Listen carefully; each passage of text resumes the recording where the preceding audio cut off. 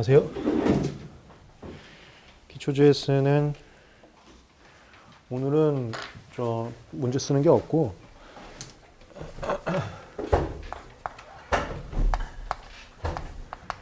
여기 답안 작성법 좀 얘기 드릴게요. 제가 아예 공식을 만들었습니다. 글쓰기가 부담되잖아요. 그래서 룰을 만들었어. 그 룰대로만 쓰시면 돼. 그러면 우리가 목표점은 60점이에요. 이게 참고로 그 과학 과목은 100점이라는 게 존재하는데 법학에서는 만점을 70점으로 생각을 합니다. 그 중에서 목표는 60이고 100점짜리 답안지는 그 논문인데 그 논문이라는 것은 여러분의 창작적 목차와 문장이 나오는 게 아름다운 겁니다. 하지만 여긴 60점만 받으면 된다고. 그래서 모든 거 공식화할 거야. 그러니까 창작을 하지 마세요. 처음에 무조건 제가 하라는 대로 하세요. 그게 2차의 실력 향상과 빠른 합격의 지름길입니다. 2차 다시 말씀드릴게요. 제가 하라는 대로 공식대로 안 하면 이렇게 했다가 저렇게 했다가 이렇게 했다가 저렇게 했다 하면 1년 공부하고 2년 공부하고 2년 공부하는 소리가 아니에요. 혹시라도 안 좋게 1년하고 2년하고 3년 돼도 실력이 누적이 하나도 안 돼. 3년 차가 되건 4년 차가 되건 느낌이 계속 똑같다고. 그러지 않으려면 제가 만든 공식대로 하세요. 이 공식은 저만 유일하게 만들고 있습니다.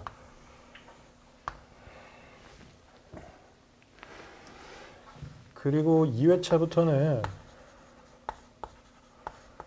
1시간을 쓰실 거고 50점 답안지. 이거 제가 문제와 함께 목차를 드릴 거예요. 바로 문제 쓸 수 있는 분들은 쓰시고 못 쓰는 분들은 목차를 보갖고 오픈북으로 쓰세요. 오픈북. 오픈북은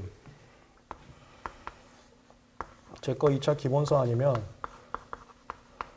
사례제 핸드북으로.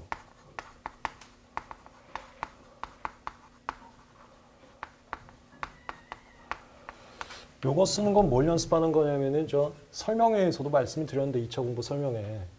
2차는 스텝 1 정답 찾으셔야 되고요. 스텝 2 목차 잡을 줄 아셔야 되고 그 다음에 스텝 3 내용 작성이에요. 이거 연습한다고 보시면 돼. 근데 오픈북으로 하라는 게 뭐냐면 계속 써봐야 앞으로 이걸 내가 외우면 시험장 갈 수 있겠구나 느끼란 소리예요. 오픈북으로 써. 이걸로 쓰면 되네를 인지한 상태에서 나중에 외워. 근데 뭐 저 오픈북도 아니고 또 이것도 썼다가 저것도 썼다가 그러면 나중에 뭐 해야 될지 방황한단 말이에요. 그건 이쪽 의미예요. 그 다음에 아까 제가 공식을 만들었다는 것은 이거 무조건 제가 하라는 대로 해야 됩니다. 그리고 1시간은 이거 문제 해설을 할 거고 나머지 1시간은 작년에 다시 올려드릴게. 그 작년에 올렸던 거 외우라고 똑같은 걸로. 제가 카톡방에 특허 법무 주요 판례도 올려드렸었는데요. 그건 1차용이 아니야. 2차는 하급심으로 가거든요. 그 올려드렸던 거 특허 법원 주요 판례 정리해 드릴 겁니다.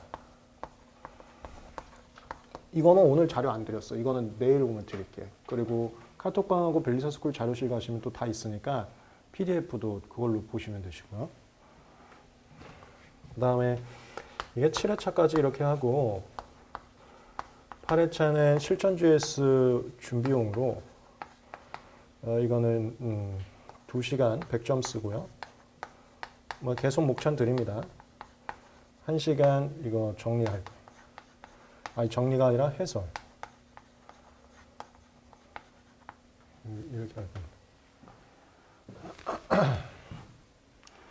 문제는 그 순서대로 나올 거예요. 우리 1차 때 했던 순서하고 똑같습니다.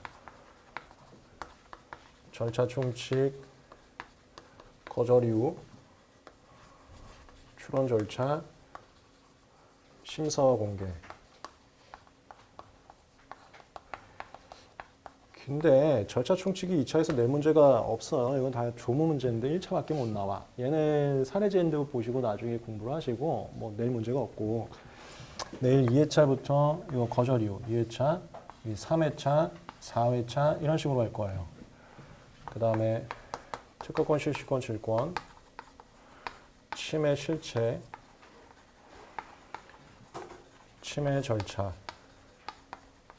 심판소송, 마지막 PCT. PCT 2차에 나올 때 됐어요. 2, 3, 4, 5, 6, 7, 그 다음 8회차는 전범위로 갈 거야. 8회차는 전범위.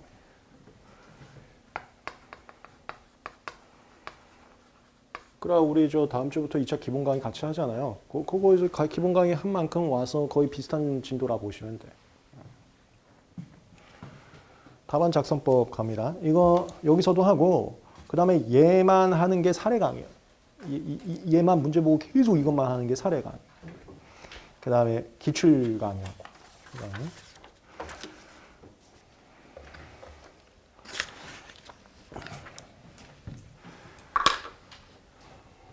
이거 법대에서 정해진 그 공식입니다. 아이락 구조라고 해요. 앞글자 따라서 이슈, 룰, 뭐야 얘가? 응? 이거 뭐 컨클루전, 얘가 뭐지? 아이락 그 구조인데 1번 문제 요지, 이게 이슈 제기예요. 그 다음에 여기 아이락엔 들어가 있지는 않지만 무조건 써야 되는 게 있어요. 의. 그리고 3번이 룰, 판단 기준. 4번이 구체적 판단. 구체적 판단이 영어로 뭐죠? 이게 사안포섭이야. 그 다음에 5번이 이거 시, 결론, 컨클루전. 이런 식으로 작성하면 됩니다. 이제 공식 갈게. 문제 요지는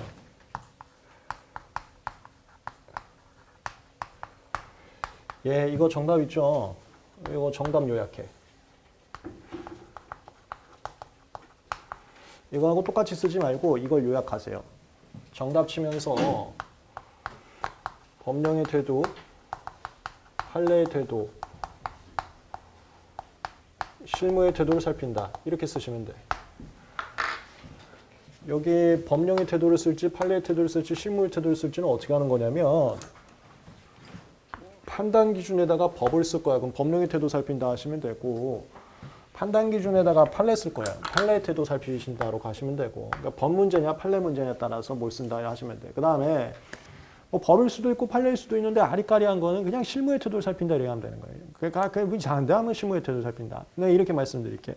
1차는 1, 2, 3, 4, 5 중에 정답이라는 게 분명하게 존재하는데 2차라는 것은 정확한 정답과 정확하게 써야만 하고 이걸 쓰면은 뭐 큰일 나고 그런 게 없어요.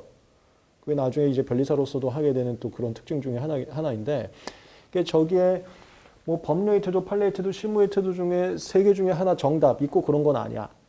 아리까리한 거 그냥 실무의 태도를 쓰면 돼. 그리고 아니 그런 거는 그럼 문제요지 왜 써요? 정확한 정답도 없는 거. 그게 60점 받아가는 그냥 공식이야. 아이락 구조, 뭐 답안 목차에서는 아이를 꼭 써줘야 돼. 이슈를 꼭 써줘야 된다. 그러니까 아이라는 목차만 존재하면 됐지 그걸 정확하게 무슨 정답이 존재하면서 내용을 쓸 필요는 없다. 이런 느낌이라고 보시면 돼. 2차가 좀 그래요. 의의는 판단 기준이 2개 이상인 경우가 있어. 2개 이상일 때는 각 판단 기준을 포괄할 수 있는 하나의 의의를 쓰고요.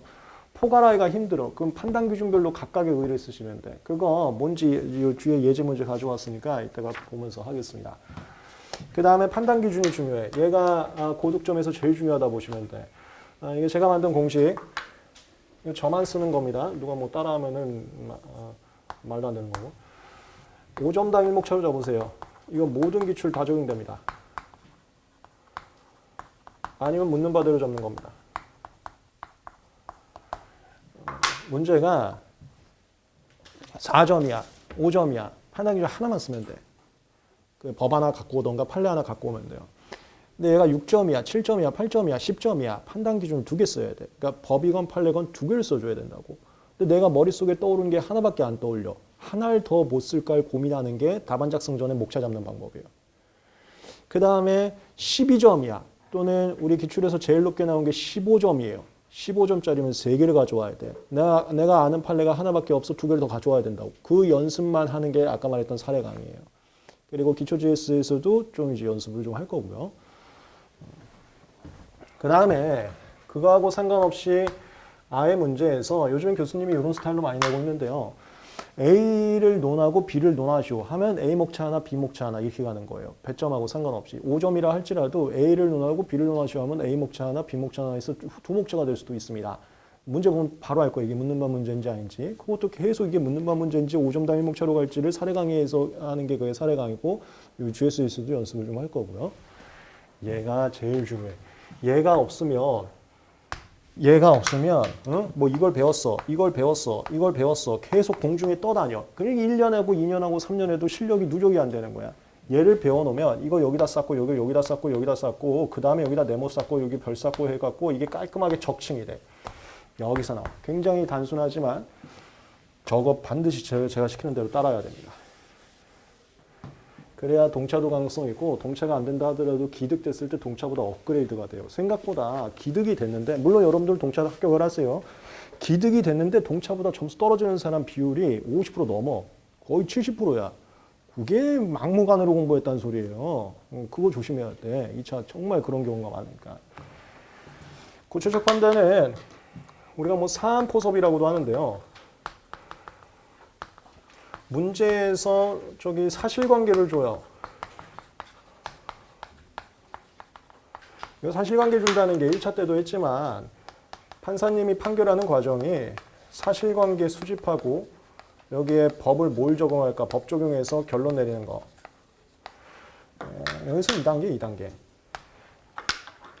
여기 문제에서 뭐 가불병 있으면 가불병 가지고 오고요. 무슨 뭐 공개적으로 뭘 했다. 이런 뭔가 이 단어가 왜 왔지 갑자기? 그런 단어들이 있어. 나머지는 그냥 은는이가 조사나 갑은 자동차 발명을 했다는 말도 안 되는 발명의 내용이나 이런 거 다 버릴 거야. 이런 거 버리는 건지 느낌 이상한데 이것도 사례 강의랑 GS에서 계속 연습을 할 건데 느낌 이상한 데는 동그라미를 쳐야 돼. 그 느낌 이상한 데라는 단어를 박제해서 구체적 판단이라는 목차일 거거든. 지금 이 설문에서는 공개 시연이하고 하는 바 이것은 법을 적용하면 29조 갖고 지위에 해당한다. 이렇게 가는 게 구체적 판단 쪽이야. 그래 갖고 신규성이 있냐 없냐 이 결론인 거고. 근데 이 구체적 판단이 상표에서는 좀 쓸 말이 많아요. 이걸 사안포섭할 문제들이 많다고 하는데 특허는 공통적으로 아는 기술적 내용을 출제하기가 어려워서 사안포섭 문제가 별로 없습니다. 그러니까 구체적 판단을 상표처럼 길게 쓸 문제가 별로 없어요. 뭐 아예 없다는 건 아니에요. 근데 별로 없어요. 저는 이거랑 목차를 같이 써요. 얘가 쓸 말이 별로 없다 보니까 이거하고 너무 중복이 돼갖고 그냥 같이 써버립니다. 이거 읽기만 하면 돼요. 같이 써도 상관은 없고. 여기까지 설명한 게 2페이지. 문제 1. 문제 1이라고 써놓은 것은 문제가 4문제 나옵니다.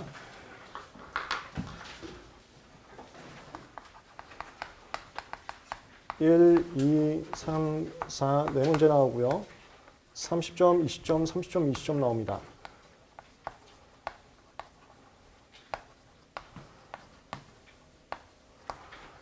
그 다음에 어떤 거는 이 30점짜리를 문제 1, 2, 3 이렇게도 하고 어떤 건 20점짜리인데 1, 2, 3, 4 이렇게 하기도 하고 그게 배점이라는 거예요. 그게 배점. 그 배점에 따라서 5점 단위 목차라는 게 여기서 여기 15점, 5점, 10점을 해. 그럼 이거는 판단 기준이 3개는 나와야 되고 이건 판단 기준 하나만 있으면 되고 야 이렇게 해도 망하는 거예요. 5점짜리인데 판단 기준 5개를 써. 그러면 다른 거 나머지 쓸 말이 없어지는 거예요. 그래도 안 되는 거예요. 5점짜리 딱 하나만 써야 돼. 너무 오버하면 안 돼. 그 다음에 이건 2개를 쓰고 예를 들어서 얘는 5점, 5점, 5점, 5점 판단 기준 하나씩만 쓰는데 묻는 바는 4개가 되는 거지. 다양할 수 있다고. 다양할 수 있는데 이게 1번, 2번, 3번, 4번 1번 안에서 1번, 2번 그리고 이것도 GS 하면서 말씀드릴 거예요. 특히나 실전 GS가 말씀을 드릴 건데 보통 교수님들께서 어떻게 출제를 하시냐면 메인이 되는 판례를 하나 가져와요. 1차는 좋은 문제로 틀리게 하는데 2차는 좋은 문제로 낼 수가 없습니다. 보통 좀 문제 만들기가 귀찮아서 다 판례 실제 사안을 가져옵니다. 실제 사안을 모티브로 해서 사실관계를 주거든요. 근데 모티브 된 판례 하나 가져오면은 만들어봤자 10점에서 길게 해봤자 15점밖에 못 만들어요. 그러니까 하나의 판례 문제 내고요. 갑자기 뚝 끊겨 내용이. 근데 이게 하나의 문제니까 같은 내용이겠지 해서 여기서 했던 사고를 연결시켜서 여기 풀려고 그래. 그럼 절대 풀리지 않는 문제가 있어. 이거 아셔야 돼. 이걸 제가 쉽게 여러분들 잡게 해드리려고 퇴근 문제라고 표현합니다. 교수님 퇴근 문제라고 제가 표현한다고. 마인드 바꿔서 전혀 엉뚱한 글을 쓸 수도 있구나. 하나의 문제를 할지라도 이거 아셔야 돼. 그래야 정답 이상한 거 안 써요. 최근 문제 기출 강의에서 분석하거든요. 우리 그 다음 주에 기본 강의는 그 다음에 기출 강의인데 거기서 잡아드릴 거예요. 거기 문제일이라고 꼭 세친 게 얘를 얘기한 거고요. 그 다음에 로마자 1번에서 설문 1에 대해서 한 게 이거예요. 그 다음에 이거는 그 민사소송 규칙에 있는 목차인데 사실 로마자라는 것은 이거 없는 거고요. 근데 이건 그냥 제가 쓴 거고 제일 위에 로마자 1 설문 1에 해결했잖아요. 이건 한 거고 그 다음부터는 우리 그 실무에서 쓰는 목차입니다. 1번, 가번, 그 다음 괄호 1번, 괄호 가번 요렇게 이거는 뭐 정해진 공식은 없지만 우리 실무가 이렇게 쓰니까 요렇게 쓰면 돼요. 로마자 1번은 그냥 이렇게 따라하고 이건 실무에서 있는 거 아니죠. 나머지부터는 그 민사소송 규칙에 있는 목차라고 우리 그 소송 변리사들이 쓰는 목차. 그 숫자 1번, 그 다음에 숫자 3번 보시면 가번이라고 써놨죠. 이거 번호 매기기라고 번호 매기기. 이렇게 해요. 이렇게 번호. 설문 1의 해결. 그리고 각 주에 1점당 2.5줄 기재하고 한 줄에 25자 기재하면 적당하다가 왜 저 공개 계정으로 얘기를 드려도 되는지 모르겠는데 16페이지 주고 있잖아요. 근데 이거를 요즘 분들이 21페이지 씁니다. 답안지 하나 더 받아 쓴다고. 우리 때는 답안지 하나만 줬습니다. 근데 요즘엔 답안지가 무제한이기 때문에 막 더 쓰는 분들이 있는데 난 솔직하게 말씀드릴게요. 더 쓴다고 점수가 절대 안 올라가요. 제가 좀 여쭤봤다고 더 쓰면 더 싫어하는 경우가 있어요.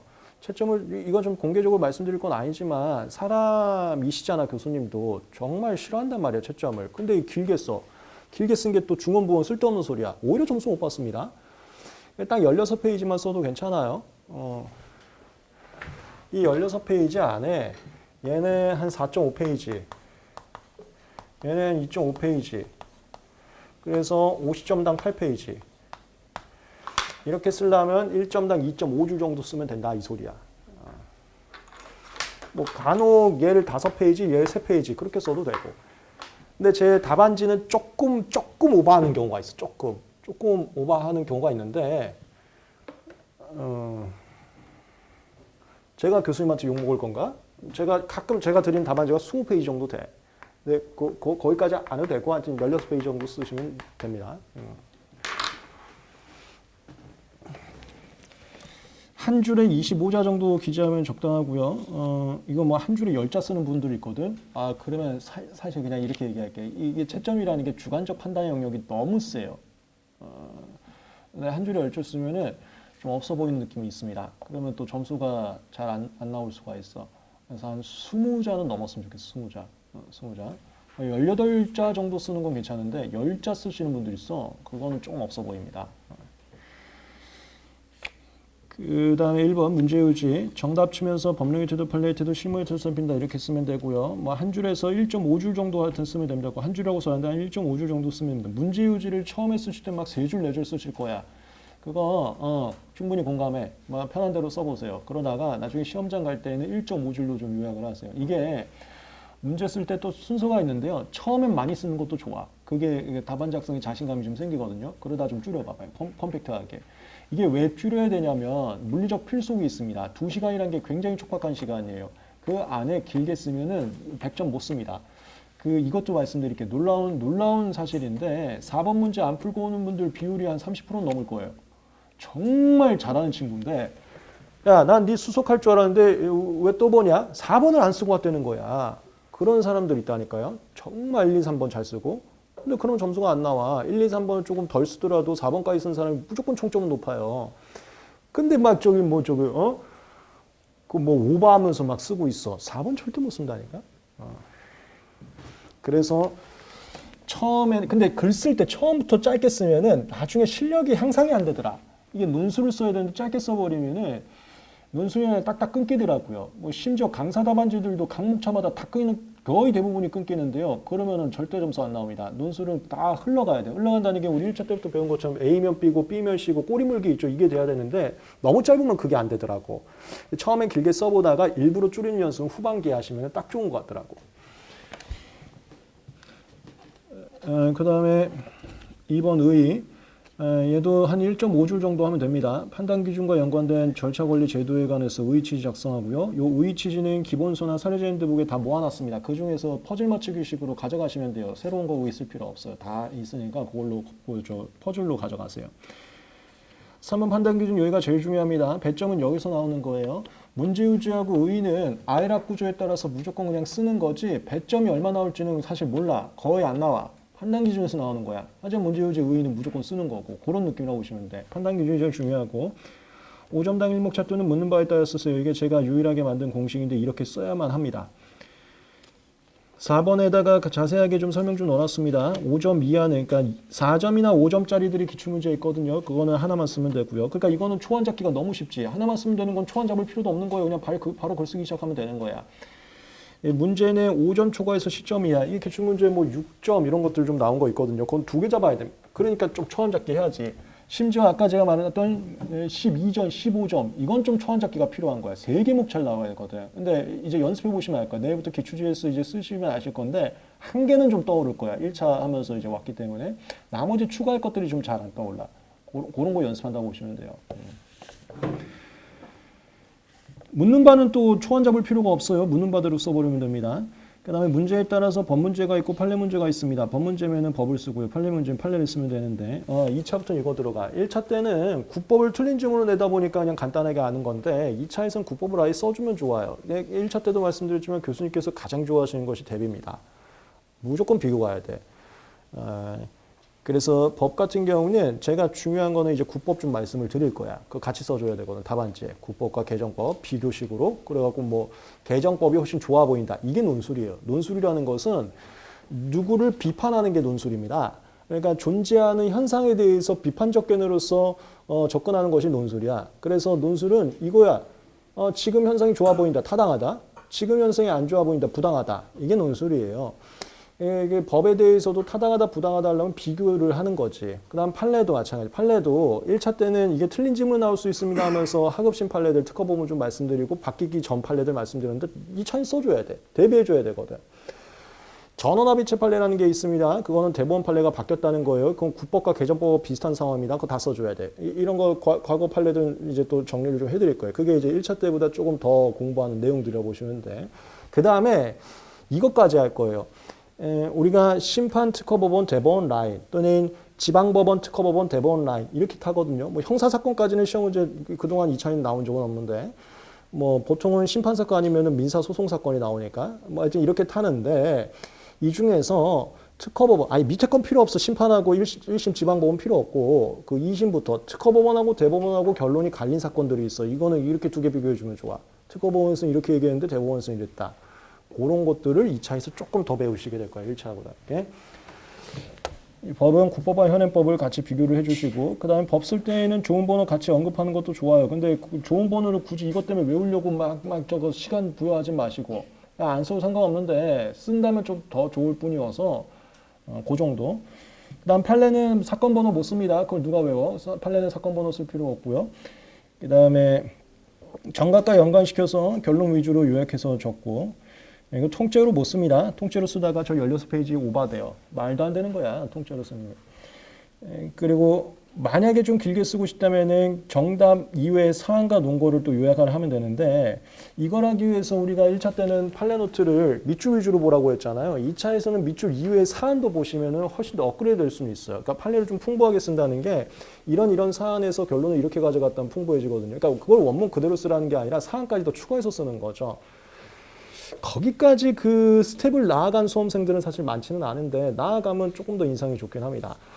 그래서 2차 때는 판례 노트도 있고 판례 노트 핸드북도 있는데요. 거기서 밑줄 이외의 부분들도 같이 읽어주면 좋습니다. 1차하고 다르게.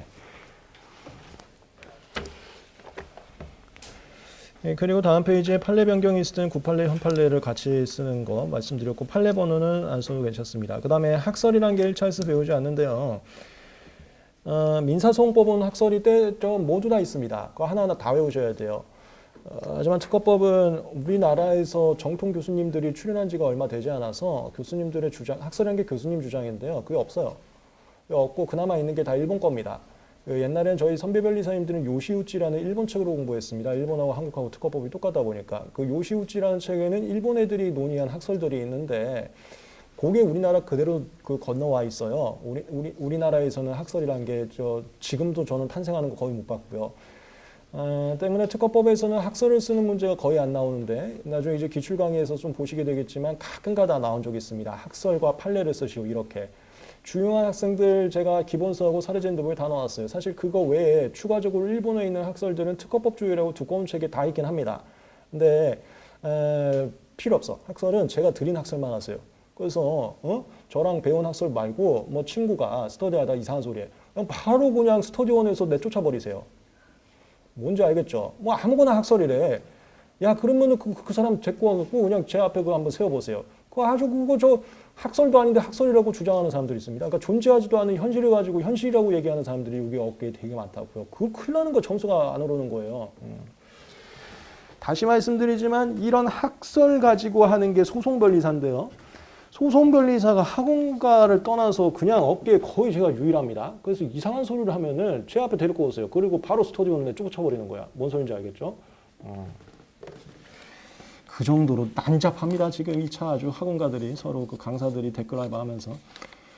라번 검토. 논술에서 메인이 이 검토입니다. 그러니까 논술이라는 것은 아까도 말씀드렸지만 현재 존재하는 법과 판례에 대해서 자신의 견해를 밝히는 게 논술의 취지예요. 그러니까 검토라는 게 제일 중요하죠. 하지만 우린 60점 목표잖아. 우리 100점 목표 아니잖아.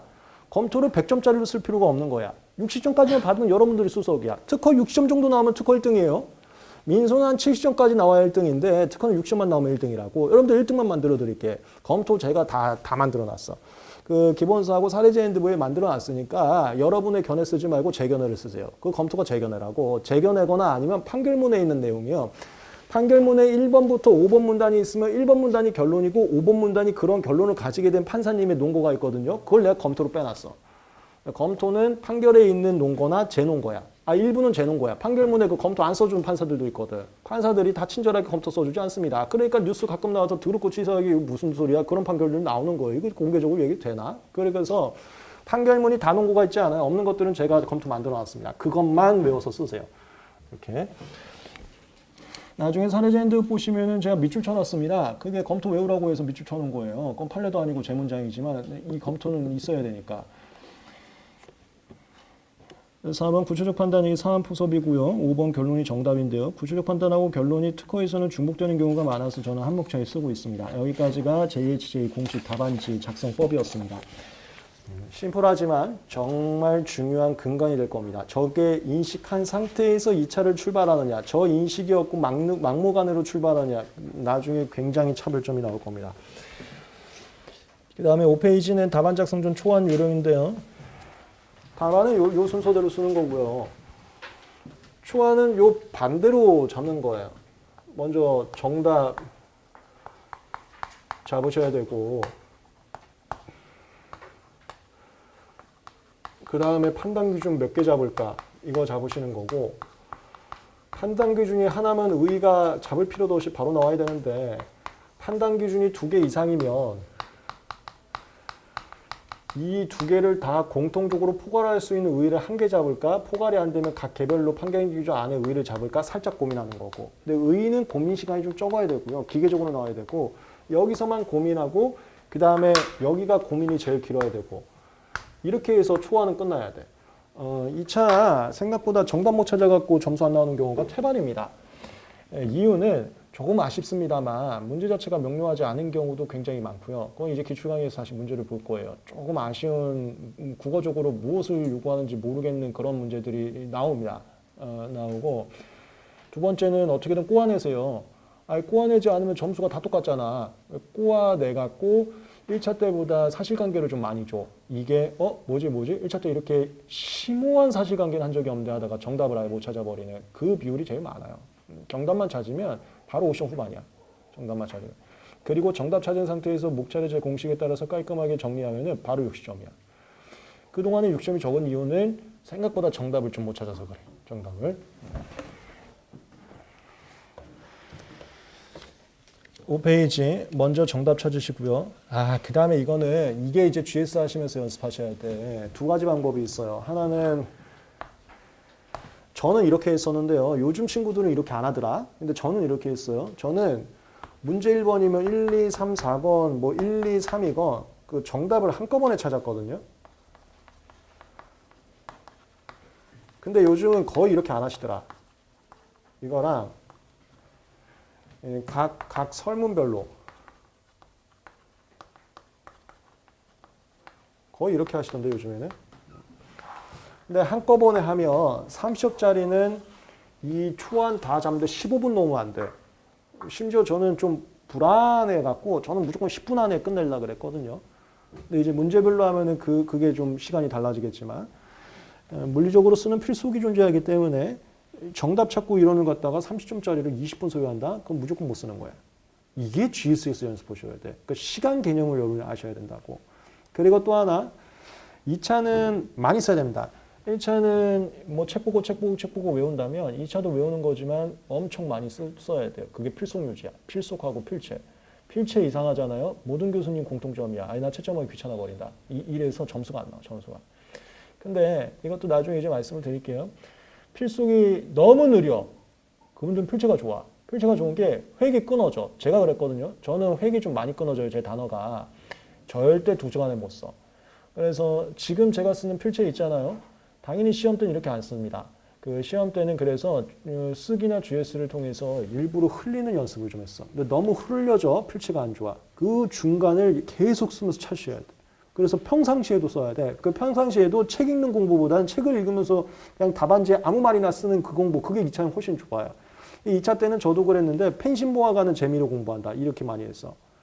펜심을 제가 제트스트림 썼는데요. 제트스트림 모아가는 걸로 이렇게 많이 했다고. 야, 나 이제 10통 모았다. 이러면서 공부를 하긴 했구나. 나중에는 그래서 이게 두 번째 손가락이나 세 번째 손가락 여러분들 펜 잡는 방법에 따라 다르겠지만 여기가 파요. 파여갖고 멍들어. 그거 다 그런 거야, 2차 사용은. 그리고 어떤 친구는 여기 손목 다쳐. 다 그런 거야, 그게. 원래 그래요, 2차는. 그 정도로 쓰면 된다. 당연히 이제 시험장 가기 전에는 다시 조금 나아져야지. 여기 밴드 붙이고 그렇게 했었어요. 요거 기준으로 하면 30정단, 15분 좀 불안하던데. 좀 15분 내외로. 근데 10분 정도로 저는 끊었었고요. 설문별로 한다면은 좀 연습을 좀 다시 하면서 훨씬 더 짧게 봐야겠죠. 근데 이게 요즘 이쪽으로 가는 경향이 더 큰 게 이유가 있어. 요즘 아예 교수님 대놓고 퇴근 문제 만들더라고. 옛날에 저 시험 볼 때만 해도 퇴근 문제 비율이 적었는데 대놓고 문제 유형이 달라져요. 그럼 어떻게 한꺼번에 정답을 구해? 여기랑 정답이 문제 자체가 내용이 다른데. 그래서 최근엔 다 이렇게 갑니다. 1번 정답 잡고 목차 잡고 쓰기 시작하고 그 다음에 다 쓴 상태에서 2번. 근데 이제 저는 이렇게 안 하고 이렇게 한 결정적 이유가 이렇게 하면 누군가 쓰고 있는데 나는 안 쓰고 있거든. 정답 찾느라고. 야, 그게 그렇게 지금 긴장되대? 그래갖고 가만히 있어봐. 내가 안 쓰면 나만 떨어지는 거 아니야? 그것 때문에 저는 한 번에 정답을 찾았는데 이것도 여러분에 맞는 걸로 가야 돼. 이건 개인 성향이 굉장히 크다고요. 그걸 GS에서 연습하는 거. 그거를. 스텝 2가 목차 잡고 목차는 아까 제가 제 공식 만들어 놨습니다. 저렇게 꼭 하세요. 그리고 학설은 존재하는 거 제가 다 잡아드립니다. 그거 말고는 학설 목차 잡을 필요 없습니다. 저랑 배운 것만 학설 쓰시면 되는 거예요. 3번은 의를 잡고 대표 예시 문제 보겠습니다.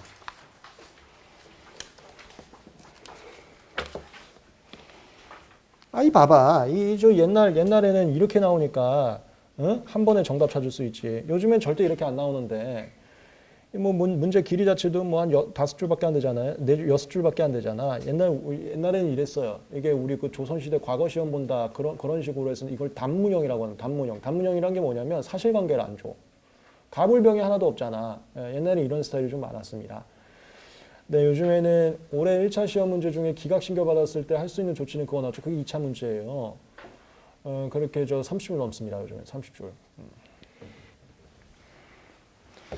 단문형인데 제가 여기 답안 작성을 문제 유형에 따라 나눠놔서 대표적인 유형별로 가져온 겁니다. 단문형은 사실관계가 없어요. 그걸 단문이라고 합니다.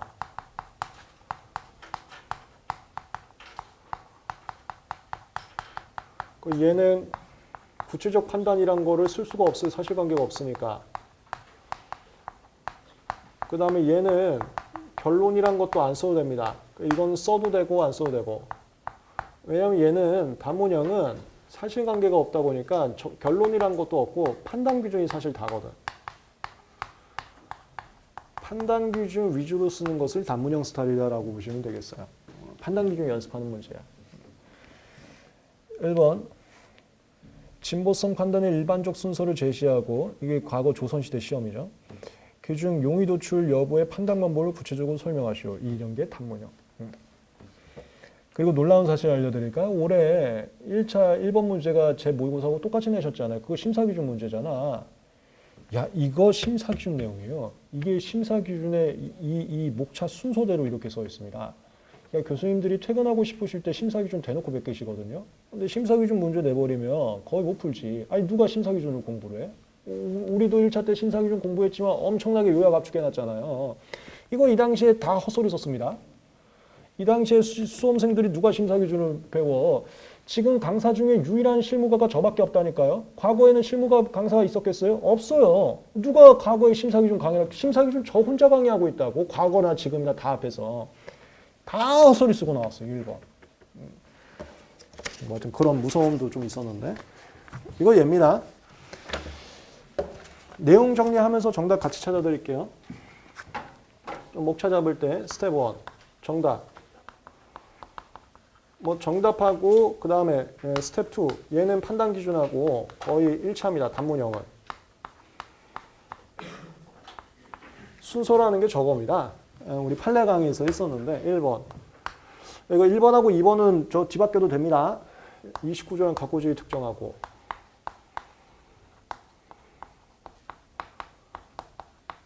그 다음에 진보성 할 때는 선택도예요. 2번 청광 특정하고. 3번 이거 특정한 것끼리 표 그려서 대비하고. 1차 때 했죠? 4번 이거 표 그렸는데 차이가 없으면 안 돼. 그럼 신규성 위반은 그냥 끝이야. 이거 진보성 얘기하려면 차이가 꼭 있어야 돼. 뭔가 차이가 나올 거예요. 그 차이가 곤란한 차이인지 곤란성. 이걸 순서라 그래. 근데 이 목차가 심사기준인 목차라고.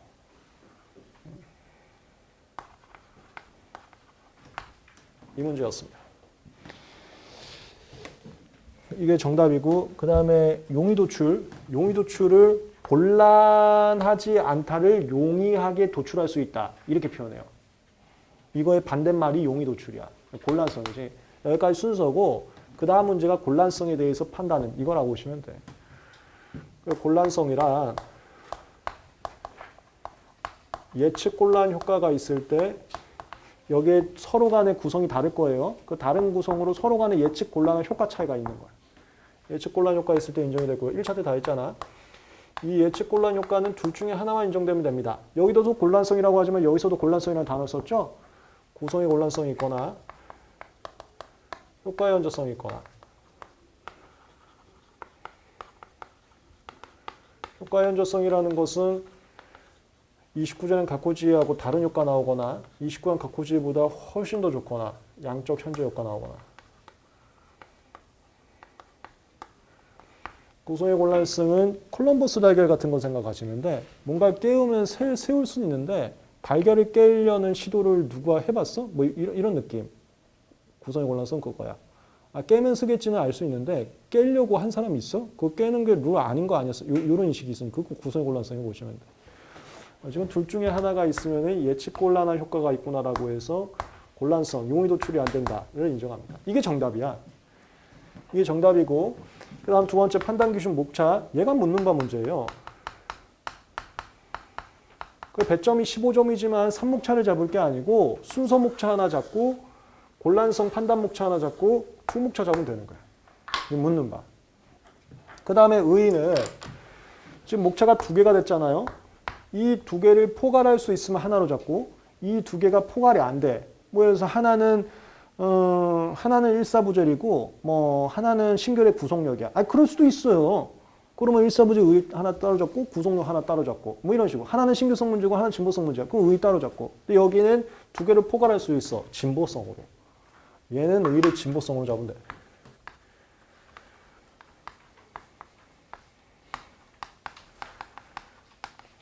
다시 말하지만 정답을 찾은 이게 스텝 1 정답 찾는 거고요. 이게 1번. 그 다음에 2번이 판단 기준 잡는 건데 판단 기준하고 의의는 조금 고민을 하는데 5점 이하야. 고민을 하면 안 돼. 그냥 그때는 초안 쓰지 말고 바로 쓰기 시작해야 돼요. 근데 이제 5점을 넘어가. 또는 묻는 바여서 판단 기준이 2개 이상이 나올 것 같아. 그때부터 조금 고민하는 거야. 그리고 의의도 하나로 쓸지 2개로 쓸지 조금 고민하는 거야. 뭔지 알겠죠? 5점 이하짜리는 그 여러분들 그냥 바로 가셔야 돼. 바로 쓰기 시작해야 된다고. 시간 모자랍니다. 2시간. 답안지 보시면 7페이지. 이건 제가 수험생 할 때 썼던 스타일이고요. 사례제인들 보시면 이 스타일도 있고 요즘 친구들이 하는 스타일도 있어요. 요즘 친구들 스타일은 이거. 설문별로 다 따로 잡는 거. 저는 지금 이거 문제유지를 설문 다 합해서 하나로 잡았잖아. 저는 이렇게 했다니까. 저는 정답도 하나로 잡고 문제유지도 그래서 하나로 잡은 거죠. 아니 문제유지가 정답 치는 건데 정답을 내가 다 잡았는데 여기다 다 써버렸다고. 근데 옛날이나 이게 지금 서로 좀 비슷한 상황이어갖고 이렇게 다 잡을 수 있는데 요즘은 좀 이렇게 잡기가 좀 어려운 스타일의 문제가 나와서 요즘은 이렇게 안 쓰고요. 요즘 설문별로 문제유지 따로 잡긴 합니다. 그것도 저 사례자인드 부분이랑 여기 뒤에 있어. 그리고 GS 답안지는 저 요즘 스타일처럼 그냥 설문별로 다 따로 잡을 거야. 이건 제가 옛날에 잡던 스타일이어서 다 보여드린 겁니다. 문제유지는 정답 치면서 법령의 태도, 판례의 태도, 실무의 태도 살핀다. 청구항과 인용 발명 특정한 후 이게 1번, 2번이에요. 29형 갖고지기 특정하고 청구항 특정하고 대비해서 이게 3번이지. 곤란성 판단. 이게 정답이잖아. 이렇게 쓰는 거라고. 이게 정답이잖아. 순서. 그 정답을 치면서 법얘기인지 판례얘기인지 애매할 때는 그냥 실무 써도 된다 그랬죠. 사실 이 순서가 판결문에도 있어요. 우리 1차 때 판결문 많이 봤잖아. 판결문에도 있어서 판례의 태도라고 써도 되고 아니면 이거 심사기준 문제라 그랬잖아요. 이 목차가 심사기준에 굉장히 길게 몇 페이지에 걸쳐서 있다니까요. 그런 건 실무의 태도라고 해도 되고 정확한 정답이 있는 게 아니기 때문에 여기 한번 심사기준 문제여서 실무의 태도라고 그냥 써봤습니다. 근데 얘를 판례의 태도라고 써도 전혀 문제가 되지는 않습니다. 2번 목차는 2개였지만 진보성 쟁점이었기 때문에 진보성으로 를 잡았고요. 그 다음에 3번 이게 아까 묻는 바 문제였기 때문에 가번, 나번 이렇게 목차가 2개가 나왔습니다. 가번, 나번. 묻는 바가 순서 묻고 용의도출 물었기 때문에 순서 목차 하나, 용의도출 목차 하나 이렇게 잡았어요. 그러니까 5점 단일 목차가 아니고 그리고 가번 안에 순서 썼습니다. 청구항 특정하고 인용 발명 특정하고 대비한다. 그 다음에 나번에 그 용의도출 방법, 예측 곤란 효과가 있을 때 용의도출한다고 본다. 이렇게 썼고요. 그리고 검토라는 게 핵심이라고 했는데 그 법 문제는 검토를 쓰는 경우도 있고 안 쓰는 경우도 있습니다. 그게 왜 그러냐면 법은 야 우리 수업 그냥 오늘 9시 반부터 하자 이런 것처럼 그냥 정해진 것들도 많아요. 그건 검토를 쓸 게 없어. 왜 9시 반이지? 왜 9시 20분이 아니고 9시 반이지? 이런 법들도 많단 말이야. 그거는 제가 사례제 핸드북에도 검토를 하나도 안 쳐놨어요. 근데 그거 말고 법을 만들 때 이게 개정법 문제라고 하는데 법 만들 때 특허청에서 이런 이유 때문에 만들었습니다라고 설명한 법들이 있어요. 그거는 검토 쳐줘야 돼. 개정법 문제들은 특허청 설명자료에 따라 나오는데 특허청 설명자료의 개정법들은 다 이 법을 만든 검토가 써 있어요. 우리들의 생각, 특허청의 생각이죠. 그걸 여러분의 생각으로 담아지 써줘요. 그런 것들은 제가 또 사례제 핸드북에 다 넣어놨어요. 사례제 핸드북에 넣어 있는 것만 법은 검토를 치고요. 사례제 핸드북에 없는 거는 법은 검토 안 쳐도 돼. 그 다음에 판례는 웬만하면 검토 다 쳐주세요. 판례는 다 이유가 있어. 판례라는 것은 법이 존재하지 않기 때문에 판례가 그 한 단계 레벨업해서 만든 논리라고 했었죠. 레벨업 할 때 명분이 다 들어가 있다고. 다만 그 명분이 판결문에 있는 경우도 있고 없는 경우도 있는데 없는 경우면 제가 검토를 다 만들어놨고요. 있는 경우는 그 판결문을 순서를 바꿔놔갖고 하나는 판례의 태도 하나는 검토 이렇게 나눠놨습니다. 판례는 다 검토를 쳐주세요. 법은 검토 치는 것과 안 치는 게 있는데 치는 거는 제 사례제 핸드북에 있는 것만 치면 되고 나머지는 안 쳐도 되는 거고 판례는 웬만하면 다 검토 친다. 근데 그 검토라는 게 판결문 그대로 제가 갖고 오거나 아니면 제가 만들어놨다. 이렇게. 그러니까 여기 순서는 순서 검토 안 쳤잖아. 순서에 어떻게 검토를 쳐 이게? 이 순서인데 실무적인 순서는 넘어가고 용의도출 이게 판례 태도라고 써놨잖아요. 판례이기 때문에 검토를 써놨습니다. 그러니까 모든 게 규칙적이고 공식적이어야 된다고. 어디선 검토 쳤다 어디선 검토 안 치면 실력이 누적이 안 됩니다. 그래서 제가 왜 앞에는 검토가 있고 뒤에는 검토가 있는지도 말씀을 드리는 거야. 다 공식적이어야 되기 때문에. 그리고 마지막에 구체적 판단 및 결론은 단문형에선 써도 되고 안 써도 되고 상관없습니다. 여기서 구체적 판단 및 결론을 생략하더라도 점수에 상관은 없어요. 그게 단문형이거든. 단문형은 구체적 판단이라는 게 쓸 내용 자체가 없어서. 그 다음에 2번. 이게 심사기준 또 바로 밑에 있어요. 심사기준에서 1번에서 일반적 진보성 판단을 설명을 하고요. 2번에서 특유 발명에 대한 특이성을 설명을 합니다. 선택 발명. 이거 시험 문제 특S급입니다. 야, 이 말 나온 김에 이거 정리할까? 어차피 내용 정리해야 되니까. 참고로 제가 지금부터 정리하는 거는 얼마 전에 카톡방에 올려드렸던 최신 판례예요. 이건 제가 심판 단계 제가 했거든요. 사실 저 아픽사반 사건도 제가 가처분 단계 옆에서 봤지 우리 대표님이 하긴 했지만 다 제가 초반엔 제가 하다가 이제 개업해갖고 제 이름이 거기에 대리인에 빠져 있는 건데 그거 말 나온 김에 선택 발명 같이 정리할까요? 그리고 지금 정리해드린 이런 최신 판례는 지금 카톡방에 올려드렸다고 했는데 전부 다 그 탑 10 정리할 때 6월 달에 다시 정리해서 자료로 잡아드릴 거예요. 기초JS에서 하는 건 특허보험 판례들 정리하는 거고 지금 말하는 건 최신 대원 판례인데 그거는 탑 10 판례할 때 최신 판례로 다시 정리를 해드릴 겁니다. 선택 나왔으니까 그냥 같이 지금 겸사겸사 정리를 해볼게. 특S급. 특S급인데 몇 년 동안 S급이었는데 안 나온 이유가 다 잘해. 다 잘해서 변별력이 없다라고 생각해서 안 내시는 것 같긴 해. 근데 그냥 한번 정리를 해볼게요. 선택 발명. 이게 작년인가 재작년에 나온 거 그거랑 얼마 전에 제가 카톡방에 올린 거 그거랑 둘 다 물질특허 사안이야. 물질특허 우리 1차 때 많이 했죠? 이거 약 만들어서 먹어갖고 이거 피로 도는 게 유효 성분이라고 했어요. 이걸 의약이라고 하고 이걸 물질이라 그래. 이 사안이야. 둘 다 똑같아. 그리고 디스크로저 1에 저는 20권 가꾸지를 디스크로저 1이라고 하잖아. 이게 R1, R2 이렇게 써 있어. 그 다음에 저 특허받은 발명이 이거 다 무효심판 사건이에요. 특허 다 받았어. 특허받은 발명이 하위 개념이죠. 얘 중에 하나 딱 하나 이렇게 생겼다고 할까요? 이렇게 요거야. 여기 R1에는 무수히 많은 것들이 이제 예시가 되어 있고요. R2에도 무수히 많은 것들이 예시가 되어 있고요.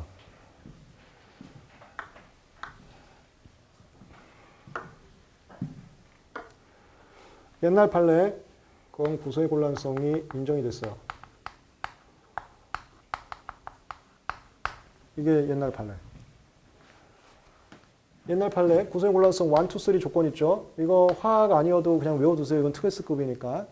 1이 이 선행 발명에서 R1, R2 이거 곱하기잖아. 경우의 수로 가면. 이걸 조합했더니 이렇게 나온다고 자꾸 그랬다 그랬지. 상대방이. 오랜만에 그 상대방 생각이 나네.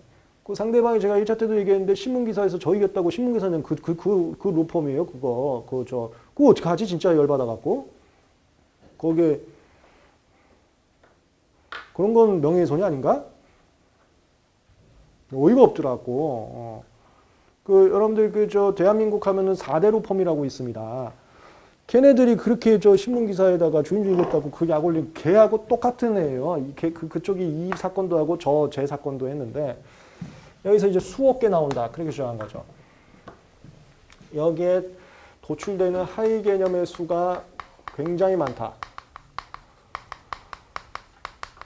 저는 요약해서 쓸게. 근데 이거 판례 단어로 쓰세요. 그거는 나중에 답안지 판례 문구로 내가 해놨어. 이거는 여러분들 이해하라고 제가 이 단어를 바꾼 거고. 그 다음에 또 하나가 여기 R1, R2에서 뭐 이게 바람직하다, 이게 바람직하다, 이게 바람직하다를 이제 시사하는 부분이 있어. 응? R1에는 뭐 스몰 R1이 바람직하고 스몰 R2가 바람직하고 조금 더 바람직한 것은 요런 모양이다. 이런 식으로 역피라미드로 그 명서서를 씁니다. 여기가 이렇게 상위 개념 쓴 거고 그 다음이 R1, R2가 좀 바람직하다 이렇게 쓰는 거고 그 다음이 뭐 이렇게 생긴 게 더 바람직하다 이렇게 이게 구체적 실시해라고 해. 이걸 구체적 실시해. 이게 상위 개념. 그 다음에 여기 바람직하게는 이런 단어를 쓰거든요. 바람직하게는 R1은 R1, R2는 R2. 이게 동시사 이런 표현을 써. 시사. 치환기 시사, 그 다음에 이거 치우자. 이게 더 바람직하게는 이 구체적 실시에, 그 다음에 내 거는 이렇게, 내 건 이거 단데 이 중에서 요거가 내 거 중에 좀 좋을 수 있고 그 중에서 요걸 내가 만들어 봤다. 이렇게 했는데 내 거는 여기, 내 거는 에는 들어가는데 다른 데 안 써 있는 거. 그게 선택 반영이야. 그랬을 때 여기 하이겐수가 많고, 그 다음에 이걸 치환기 시사라 그래. 얘네들을 치환기라 그래요. 치환기가 내 거를 여기엔 들어가지만 바람직하게는 안 써 있어. 그게 내 거 시사가 없다. 이런 표현 써. 그 다음에 여기서 만든 화합물과 내 화합물이 전혀 다르게 생겨 먹었어. 이걸 구조적 유사성이 없다. 이렇게 써.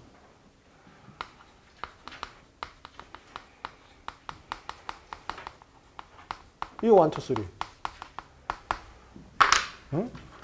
이게 내 거야. 내 거에 해당되는 게 굉장히 많아. 그 다음에 내 거 중에 이게 바람직하대. 바람직하는 것 중에 내 거를 시사하지 않아. 그 다음에 그 중에 하나 화합물 만들었어. 만든 게 내 거하고 되게 다르게 생겼어. 이렇게 역 피라미드식으로. 요 조건, 요 조건, 요 조건. 이거 만족하면 구성의 권한성 인정. 이게 작년인가 나온 그거. 아픽사반 사건. 그 다음에 얼마 전에 올려드린 거. 걔는 여기로 갔어. 걔는 심판 단계 제가 한 건데요. 하위 기념수가 많긴 해, 걔도. 많은데 걔는 여기 시사가 있어. 여기에 R1이 바람직하다는데 얘가 R1이야. 다만 요거 구체적 실시에가 달라. 이건 달라. 여기 시사성이 있어. 여기서 만족이 안 돼. 그래서 얼마 전에 올려드린 건 1루 간 거야. 둘 다 선택 반영인데. 1루 가면 어떻게 해야 돼? 1루 가면은 이질적이거나, 이질적이라는 게 얘가 심장병 치료제예요. 그럼 얘가 탈모증 치료제야 돼. 그걸 이질적 효과라 그래. 이질적이거나 양적 현저. 양적 현저는 얘가 심장병 치료제면 얘가 심장병 치료 효과가 환자 수가 2배 더 좋은 결과 나온 게 2배 더 이상. 이 정량적 기제 써야 돼. 종래 사건 1번 사건이라고 할까요? 1번 사건. 아픽사반. 이름으로 하지 말고 1번 사건. 그 다음에 얼마 전에 올려드린 거 2번 사건이라고 할게. 1번 사건, 2번 사건 둘 다 디스크로저 원인 심장병이면 얘도 심장병이었어. 그리고 얘도 정량적 기제 없고요. 얘도 정량적 기제가 없었어. 그냥 이런 화합물이 심장병 치료하는데 너무 똑같아. 명세서가.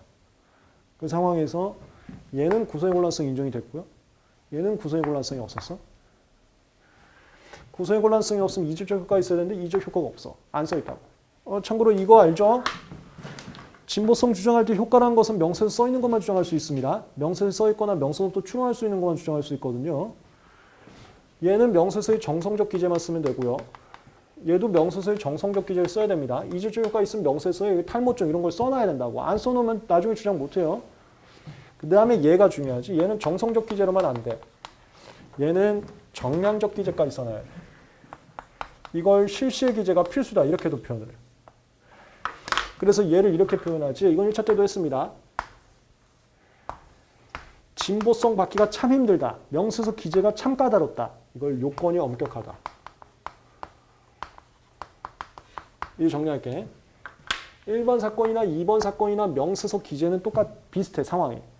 근데 1번 사건은 구성의 곤란성 인정이 돼갖고 명세서 기제가 대충 써 있는데도 특허를 받아버렸어. 얼마 전에 2번 사건은 이게 구성의 곤란성이 없다가 됐고 이질적인 거 정성적으로 안 써 있고 그러면 정량적인 거 써놔야 되는데 그게 안 써 있었어. 그리고 안 써 있다 하더라도 우리 소송에서는 그냥 참고 삼아 보긴 하거든요. 얘는 명세서에 안 써 있으니까 네가 제출해도 내가 안 볼 거지만 본다 하더라도 완전 그렇게 좋진 않았어. 그래서 죽었어. 이번 사건. 이거 대비로 얼마든지 교수님께서 특이스급으로 나온다. 선택 발명에서 어렵게 나오면 이렇게 나오는데 이러면 이제 난리 날 거야. 아마 꽈락도 나올 거야. 아예 선택 발명에서 치환기 가지고 얘가 갈렸거든. 치환기 가지고 시사성이 없었던 거, 시사성이 있었던 거 이렇게 해버리면 화합물에 대해서 그 우리 1차 때 화학 개념이 있어야 아예 구분할 수 있잖아. 그건 뭐 난리 나는 거죠. 다만 제가 하여튼 뭐 그렇게까지 어렵게 안 나오더라도 나올 수 있는 가능성이 굉장히 좋은 게 대놓고 대비 문제가 나왔다고. 대놓고 똑같은 상황인데 결론이 달라졌잖아. 교수님은 대비 제일 좋아하거든. 이거 나중에 제가 6월 정도에 최신 판례 그 탑10 판례 정리 강의 합니다. 그때 다시 정리를 해드릴 겁니다. 일단 알아두세요. 그리고 필요하면 제가 내일 GS 문제 아예 내버릴게 필요하면. 이게 최근 사건. 엊그저께 카톡방에 올려드린 거. 그래서 여기 2번 선택 발명. 정답 이거 쓰는 거야. 구성의 곤란성이 있거나 구성의 곤란성이 없으면 이질적이거나 양적 현재 효과가 나와야 된다. 이거 쓰는 거고요. 정답. 그 다음에 판단 기준 5점밖에 안 되잖아. 그럼 완목차. 이런 거 완목차는 고민할 필요가 없어. 바로 시작해야 돼. 방금 했던 거 그 결론하고 똑같은 거 쓰면 되는 거고. 판례태도. 그 다음에 얘 지금 가로 2번에서 선택, 결합, 제법 한정이잖아요. 이걸 포괄할 수 있는 의의가 없어. 의의는 각각. 선택에 대해 선택 발명 의의 쓰고 2번 결합에서 결합 발명 의의 쓰고 3번 제법 한정에 제법 한정 의의 쓰고 각각 의의 쓰고 그 다음에 결합은 내 1차 때부터 너무 많이 했네요. 결합은 이런 상황이에요. 이거 저 결합까지만 하고 잠깐 쉬다 갈까요? 결합은 디스크로즈원에 A가 있고 디스크로즈2에 B가 있는데 내 거 특허 발명이 A 플러스 B인 거야. 이게 결합이야. 이랬을 때 여기 A 있고 여기 B 있으니까 너 진보성 없어. 이러면 안 되거든. 그걸 사후적 고찰이라 그래. 그래서 함부로 구성요소 분리관찰을 상표에서 분리관찰하듯이 분리관찰에서 개별 구성요소가 공지되어 있는지 여부만으로 진보성 부정해서는 안 된다가 결합 발명의 가장 핵심이야. 그래서 이때는 판례 무조건 완투 가는 거지. 이 이상의 선행 발명을 결합할 수 있는 동기, 시사가 있어야 돼. 각 문헌에 결합하라고 아예 대놓고 써있거나 출원시 통상규칙자 입장에서 결합할 수 있는 동기가 있거나 그게 증거가 있어야 된다고 했죠. 증거가 있어야 되고 결합했을 때 얘의 효과를 예측할 수 있어야 돼. 그것도 얘가 예를 들어서 X 효과가 나와요. 근데 얘가 알파 효과 나와. 얘 베타 효과 나와. 그러면 이건 진보성 인정이 돼. 결합이 되는지 1, 결합해서 유기적으로 결합된 전체로서의 효과가 예측되는지 2. 1, 2 쓰 1, 2. 얘 정답 1, 2 판례 쓰고 그 다음 판단 기준 1, 2 또 판례 쓰고 단문이라는 게 결론하고 판단 기준 겹친다 그랬잖아. 그 결론을 써도 되고 안 써도 되고 의의는 결합 발명 쓰는 거고 그 다음에 쉬었다 갑시다. PAP부터. 잠깐 쉬었다 가겠습니다.